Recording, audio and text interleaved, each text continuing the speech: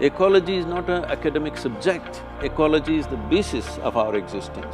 We as a generation of people have this responsibility that in the next 10-15 years' time, at least at the policy level, all the right things happen. But fundamentally, the most important thing is human beings have lost connection with what is life and everything that nourishes life and sustains life around us.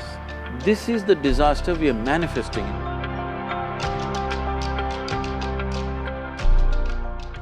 I wondered if you could talk to the kind of leadership you think is required to generate this kind of concern around conservation and the environment. The reason why I see that ecological concerns have not become everybody's concern is simply because activists have been taking an attitude of being against everything that is for economic well-being. We've always pitched economy versus ecology. That's a fundamental thing that I wanted to change in India. I actually said this I am officiating the marriage between economy and ecology, because these two things can't go against each other, there is no way to do it. You have to go together. I think that is the basic message that needs to go, that we need not destroy businesses, we just have to transform businesses. And the necessary time, room and policy support is needed to transform businesses. Ecological sustainability is mostly understood as pollution coming from cities or industries or whatever. But what is missed is, the biggest disaster on the planet is actually agriculture. It's the degradation of soil which is the real issue. Everything else can be attended to and reversed in a matter of few decades. The degradation of soil across the planet is not something that you can turn back, it will take 50 to 100 years. There are only two ways to regenerate the soil. One thing is the leaves from the trees and the animal waste and the human waste. Well, the trees are gone long time ago. The next thing is the animal waste. Without animals, you cannot enrich the soil, you cannot enrich the soil with bags of fertilizer. And I wondered whether, in the relationships, in the ecosystems around us, you see a certain spiritual process in conserving the environment. Essentially, spiritual means your experience of life has gone beyond your physical self. So if you experience yourself beyond this body, what will be your experience? Naturally, it'll be an inclusion of life around you. So what I exhale, the trees are inhaling, what the trees exhale, I'm inhaling every moment of our life. But somehow we are going around without any consciousness about this. So spiritual process is not aimed towards ecology, but ecology is just a part of our existence. Ecology is not an academic subject, ecology is the basis of our existence. To bring this experience to people large scale is very, very important, because you can teach as much as you want, you can campaign as much as you want, but people shape their lives according to their experience of life. Especially those people who hold positions of responsibility and power, who can make a difference in the world, their experience of life has to become much more inclusive than the way it is right now. I must tell you a little example. A few years ago, almost after 27 years, I did not go back to my hometown. I go back to meet my family, but never did any programs there because I wanted to be little anonymous in my town. Well, which didn't work out about 10-12 years ago.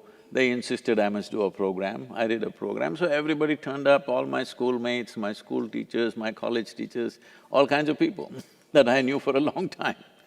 So my English teacher at the end of the program came and hugged me and she said, now I know why you didn't let me teach Robert Frost. I said, ma'am, why would I not let you teach Robert Frost? I like Frost. I even went to his place and I have, in his own voice, recital of poetries. I said, why would I not let you teach? She said, don't you remember? And she reminded me. What happened was, we were always studying English poets and she's introducing American poetry to us. And she came and she started reading, she introduced Robert Frost, saying he's a great poet. And the first poem she started off, "Woods are lovely, dark and deep." I said, "Stop it. I don't want to listen to this man who calls tree a wood." She said, "No, no, Robert Frost is… I said, "I don't care how great he is. A man who calls tree a wood, I'm not going to listen to that guy." So this is just like a tiger looks at you and thinks breakfast. Breakfast, yeah. So this has to change in our mind. A tree is not a table, a tree is not a chair, a tree is not furniture, a tree is a phenomenal life and it's a basis of our life.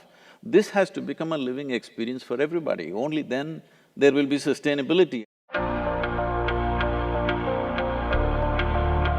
Do individuals need to alter their attitudes towards consumption, or are there larger solutions needed? The individual people are powerful today. One thing is there is social media, they can do a lot of work. Sitting at home, they need not go anywhere, they can impact the world in many ways. Apart from that, most nations on the planet are democracies. If the citizens do not manifest this and make it very clear, a democratically elected government will not do anything, they will do populistic things. We are willing to sacrifice a few conveniences for a larger and a long-term good. If we do not express that, no government will make any policy. Governments move at their own pace.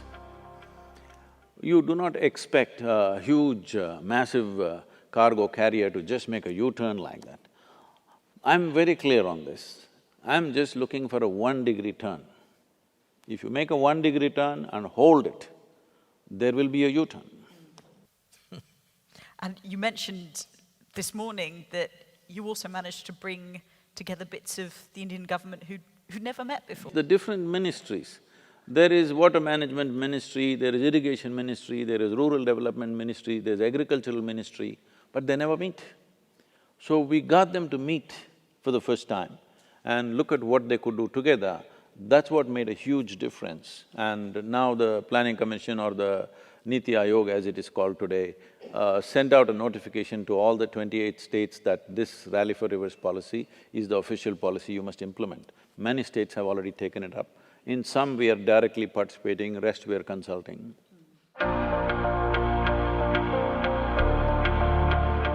I'm trying to talk to a lot of activists and tell them the problems that they're protesting against. First, can you find a solution? Look through that. If you can find a solution, suggest the solution rather than just protesting against a problem. For example, all these soft drink manufacturers, where single-use plastic is going around, they shifted from bottles to plastic because it was far more convenient for them. The reason why you cannot recycle this bottle easily is because there is a paper label. So we started doing a little bit of research. What is the solution? How can we print on this? So there is a company in Chicago who's manufacturing a certain kind of dye which will come out just like paper label on the plastic. If you do that one thing, all these plastic bottles can go in for recycling. A business which is using this and they know it is a major polluting factor, they can suggest, see, this is the change, if you give us some incentives, we will shift. So the business has to collaborate with the government to suggest, see, these are the changes we would like to make, but we want this kind of policy benefits. Our idea of what is profit, what is a successful business, has to go through some transformation. It's not one day's job, it needs to happen over a period of time. Definitely it's happening. Today, a whole lot of businesses are looking at how they can impact ecological sustainability. This was simply absent 25 years ago. They're investing in this direction. Once people put their money in a direction, you can trust that they have intentions. See, the next 25 years probably in the history of humanity is going to be very crucial in terms of what kind of corrections we make. If we take care of the soil, rivers, forests, agriculture, human health, everything will be taken care of. If we turn this around in the next 10 to 15 years, if we do all the right things in the next 10 to 15 years, I believe in 30 to 40 years, major change will happen in a positive way. But let's say we leave it for another 25 to 30 years and then try to turn it around, in my estimate, it will take 100 to 150 years to turn it around, because we are crossing a certain line.